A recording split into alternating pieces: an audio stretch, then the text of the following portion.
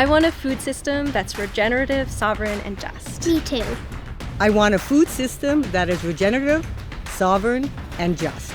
I want a food system that's regenerative, sovereign, and just. I want a food system that is regenerative, sovereign, and just. Regenerative, sovereign, just. The Kamloops Food Policy Council has been building grassroots community capacity around food since 1995. But prior to this, I worked as a public health dietitian, and I worked with low-income women, and we wanted to know how to improve food access. Household food insecurity was an issue, and we came up with community kitchens. But after that, we realized we needed to look at the total food system.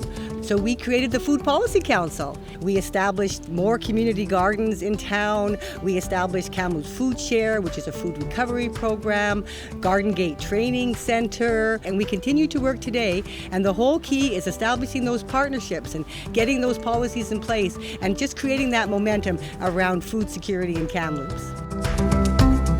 KFPC is the oldest independent food policy council in Canada. Many other communities have councils now, but at the time it was a real outlier. And as a researcher, I was excited to grow our understanding of how that came to be. As I went through 25 years worth of archives and started talking to people and doing interviews, I was able to notice all of the projects that were being started up, but I also noticed other things too. Strong networks of relationships, goodwill and credibility in the community, opportunities for young people to be mentored in leadership skills. You know, some people might see a community garden and think, it's small, it doesn't have a big impact. But all of these small things, the projects and the relationships, they've all been building on each other. And it's really built the capacity now for a truly expansive vision for systems level change in the food system.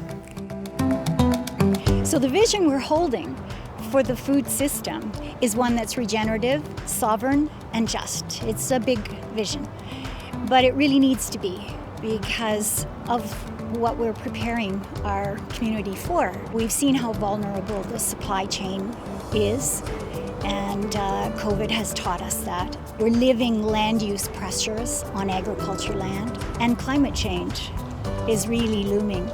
So having a broad vision that is aimed at economic equity and sovereignty and regenerative is important.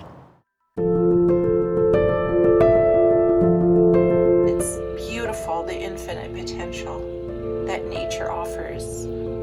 But as humans, we're missing the mark. We're living in a system that was designed to produce, to mechanize. It's disconnected us from working with nature and working with nature's capacity to regenerate and heal. We eat food, it becomes us. And it's a part of a really rich, beautiful wealth of biodiversity and cultural heritage. We need to reconnect to that in a regenerative way to heal ourselves and to heal the planet. Regenerative agriculture to me is fitting in with our environment, becoming one with our environment so that we can utilize everything around us for minimal inputs and to produce a high quality environment for us to live in, which includes water for us to drink and food for us to eat. Building the soil using all of your natural elements around you. So in this case, I'm using cattle grazing to quickly go across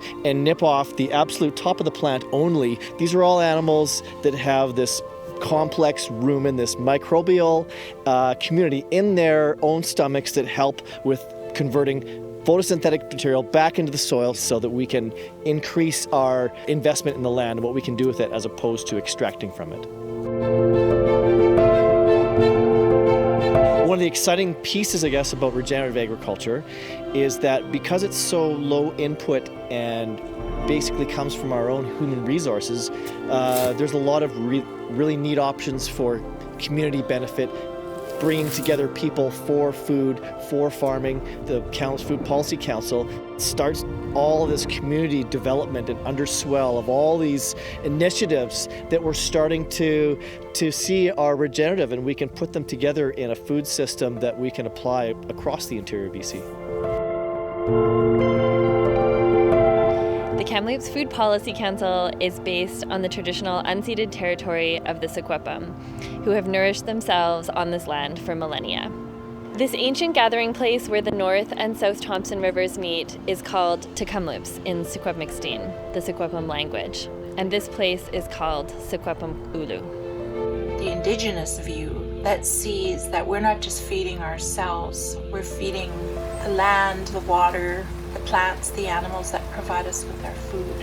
And I see huge potential in the networks of people like Kamloops Food Policy Council who are willing to unpack their white privilege, fragility, and power to come to realize more fully how the systemic injustices that are impacting our land and food system are every bit connected to the systemic injustices on Indigenous people and people of color who experience less power and privilege and who experience the most hunger and food insecurity. We really need to change the system to be able to address those systemic injustices.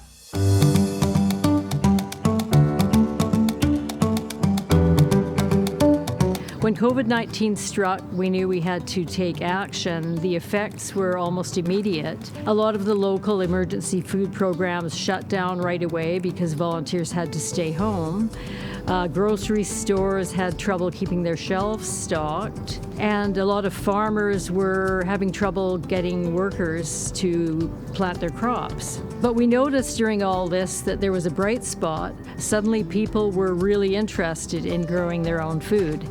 And that inspired us to start what we're calling the Resiliency Gardening campaign. Resiliency gardening is all about helping the community to get through this pandemic by helping them produce more local food. So we've started a free online gardening course, and we're registering more people for our gleaning program. We're promoting backyard sharing, and we've started a small urban farm on Kamloops North Shore. So what we're doing is cultivating organic local food as organically and locally as possible for members of our community that may be facing household food insecurity. And we're doing this right across from the food bank, which you can see right across the street here. So with COVID-19, local food security is more important than ever. A lot of us are hearing about disruptions in our food supply. So part of what we do here is we grow the food, but we also help educate people about how they can best grow their own food, because this project isn't something that just happens here. It's something that people take home with them as well. We're going to see farms as we move away from these kind of more conventional paradigms and rediscovering that we have all this great abundance of life within our soil that we can cultivate ourselves. Our farms will be that much more economically viable because of it. Yeah, I think it's really great that all the food grown here goes in the community where it needs to be. No one should have to worry about where the next meal comes from, and the intergenerational aspect is really wonderful, to be honest. To meet people who I'd otherwise never get to see. My grandmother taught me to garden, and I never got back to it. So when I came back and the COVID crisis came, and we have to recover, and we can't look to the society to feed us. We have to grow our food closer to where we are. In 2013, the Kamloops Food Policy Council started the Gleaning Abundance program. Through that program, we shared and we promote the sharing economy in our community. We harvest the overabundance of vegetables and fruit trees in our region. We part 1/3 for the tree owner or the farm owner, 1/3 for the volunteers, and 1/3 goes for the people in need. What I liked about it is that it's an urban farm and there are no fences. Anybody can come in and work it, anybody can come in and harvest. I'm pretty happy to see it in the community and so actively taken on by so many volunteers. It's excellent.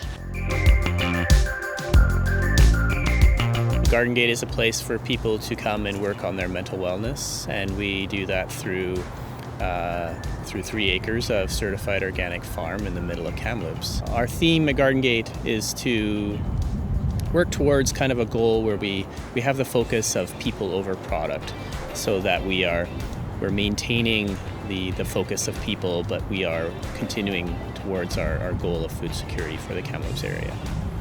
We've had a long history with Kamloops Food Policy Council in our efforts to combat food insecurity and promote local production. The urban farm is a great project for our city because it really focuses on growing local and making sure that we have a sustainable source of food for our community members. When I first started going to Food Policy Council network meetings, I was told that it was the best potluck in town, and that's totally proved to be true. The food is always delicious. But I quickly realized that it wasn't just about what was on the plate. It was also who you're sharing the food with, and the fact that everyone there really wanted to be there sharing that meal together. We know we're up against some really big challenges. For a long time, we've been living in a colonial capitalist system that's put power and profit ahead of care for people, for land, and for water. Together, we can actually make a change in the food system. The work we're doing is mitigating climate change, developing a food economy.